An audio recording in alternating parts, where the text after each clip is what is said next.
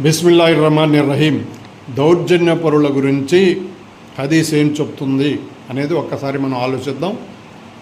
హజరత్ అబూ హురైరా రజియల్లాహు తాలా అన్హు గారు దైవ ప్రవక్త ముహమ్మద్ సల్లల్లాహు అలైహి వసల్లం వారు ఇలా చెప్పినట్లుగా ఉల్లేఖించడం జరిగింది. పీడితుడు దౌర్జన్యపరునికి వ్యతిరేకంగా చేసే ప్రార్థన ఆకాశాలపైకి లేపబడుతుంది.